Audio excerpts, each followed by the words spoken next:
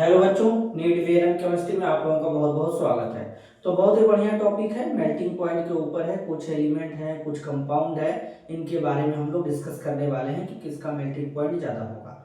सबसे पहले अगर हम बात करें, अगर यहाँ पे देखें जो पहला और दूसरा वाला है, इसमें हमारे जितने भी गिवन है सारे के सारे मेटल है। अगर हमारे पास मेटल आ जाए और हमको मेल्टिंग पॉइंट के बारे में बताना है तो हम लोग किस तरीके से डील कर सकते हैं ये पहले समझाने वाला हूँ।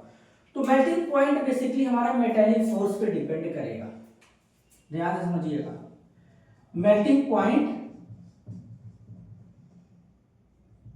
जो हमारा है, मेल्टिंग पॉइंट ये हमारा डिपेंड करेगा मेटेलिक फोर्स पे। मेटेलिक फोर्स, मेटेलिक फोर्स जितना ज्यादा होगा मेल्टिंग पॉइंट उतना ज्यादा होगा। और मेटेलिक फोर्स डिपेंड करेगा क्रिस्टल स्ट्रक्चर पे। क्रिस्टल स्ट्रक्चर पे अब जरा आसान भाषा में समझाता हूं। Lithium, sodium, potassium, rubidium, caesium एक ही ग्रुप के एलिमेंट होते हैं, ग्रुप नंबर फर्स्ट से बिलोंग करते हैं। स्मॉलर साइज लिथियम का होता है, लार्जर साइज सीजियम का होता है, क्योंकि सीजियम में नंबर ऑफ सेल ज्यादा होते हैं। तो साइज लिथियम का छोटा है, तो साइज जितना ज्यादा छोटा, न्यूक्लियस का न्यूक्लियर चार्ज वैलेंस शेल के इलेक्ट्रॉन को उतना ज्यादा, मतलब बाइंडिंग एनर्जी ज्यादा होगा क्रिस्टल स्ट्रक्चर में। तो इस केस में इसका हमारा आयोनाइजेशन एंथैल्पी भी ज्यादा होगा, तो मेल्टिंग पॉइंट इसका क्या हो जाएगा, ज्यादा हो जाएगा as compare to sodium, potassium, rubidium, caesium, ये वाला ऑर्डर बनेगा। और सबसे कम मेल्टिंग पॉइंट किसका हो जाएगा, सीजियम का हो जाएगा। क्लियर है?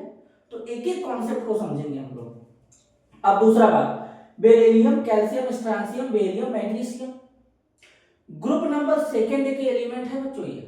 और ये दोनों जो ग्रुप नंबर फर्स्ट और सेकंड वाले हैं एल्कली मेटल से हमारे एस ब्लॉक से बिलोंग करते हैं। ग्रुप नंबर फर्स्ट वाले को एल्कली मेटल, सेकंड वाले को एल्कलाइन अर्थ मेटल कहते हैं।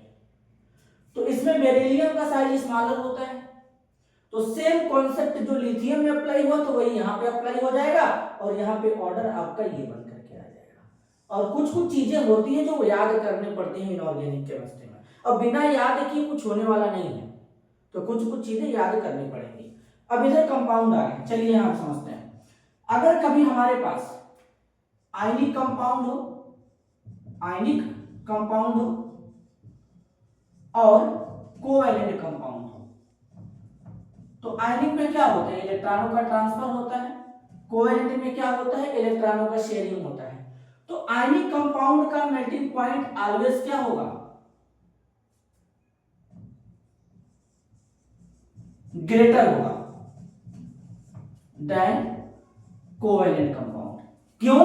क्योंकि आयनिक में इलेक्ट्रोस्टैटिक फोर्स ऑफ अट्रैक्शन पाया जाता है, जबकि कोवैलेंट में इलेक्ट्रोस्टैटिक फोर्स नहीं पाया जाता। और आयनिक में पॉजिटिव नेगेटिव के बीच में कोवैलेंट बॉन्ड बनता है, एक मेटल दूसरा नॉन मेटल। तो इसलिए इसमें हमारा जो फोर्स होगा आयनिक कंपाउंड में स्ट्रॉन्गर होगा एज कंपेयर टू कोवैलेंट, तो मेल्टिंग पॉइंट भी ज्यादा होगा। तो अब यानी अगर हम देखें तो यहां पर देखिए हमारा जो सेंट्रल मेटल है वो सेम है, कैल्शियम है, सब में चेंज कहां पे हुआ, सराउंडिंग में, जैसे iodine, bromine, chlorine, fluorine.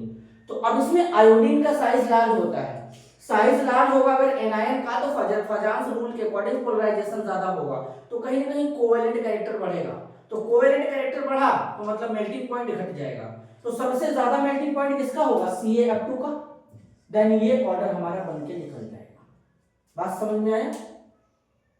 Fajans के अकॉर्डिंग यही होता है, एनायन का साइज जितना ज्यादा लार्जर होगा पोलराइजेशन उतना ज्यादा होगा। अगर पोलराइजेशन हुआ तो कोवैलेंट कैरेक्टर बढ़ेगा, तो इसको ध्यान देना। नेक्स्ट, अब यहां पे देखो beryllium, magnesium, calcium, strontium, barium. अब इसमें हमारा जो मेटल है वो चेंज हो गया। डिफरेंट कहां पे हमारा आ गया, डिफरेंस हमारा आ गया यहाँ पे जो हमारे हैं वो यहाँ पे सराउंडिंग एटम सेम है, मेटल डिफरेंट हो गए। जैसे यहाँ पे बेरिलियम है, मैग्नीशियम है, कैल्शियम, स्ट्रांसियम, बेरियम। तो इस केस में हमारा BaCl2 का मेल्टिंग पॉइंट ज्यादा होगा। क्यों? क्योंकि जो बेरियम है ना वो ज्यादा मेटेलिक नेचर का होता है as compare to beryllium, magnesium, calcium. Top to bottom चलने पर मेटेलिक कैरेक्टर बढ़ेगा, और अगर मेटेलिक कैरेक्टर बढ़ेगा तो आयनिक बॉन्ड बनाने का कैपेबिलिटी यानी क्षमता बढ़ेगा। तो आयनिक बॉन्ड बढ़ेगा तो मतलब आयनिक कैरेक्टर इंक्रीज करेगा, तो कहीं ना कहीं मेल्टिंग पॉइंट बढ़ जाएगा। तो इस बात को ध्यान देना, एक एक चीज को हम लोग एकदम कॉन्सेप्ट के साथ सीख रहे हैं, कोई तकलीफ नहीं होना चाहिए। आगे चलते हैं। NaI, NaBr, NaCl, NaF metal same है, डिफरेंट कहां पे आ गया? नॉन मेटल पे।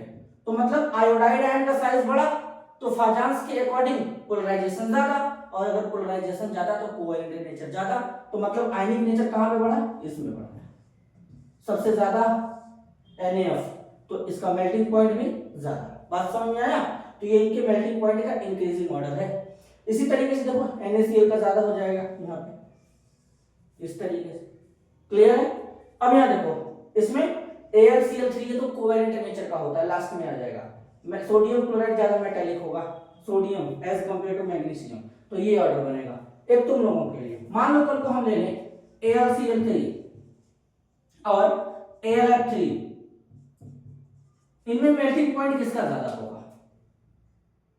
इसमें मेल्टिंग पॉइंट किसका ज्यादा होगा?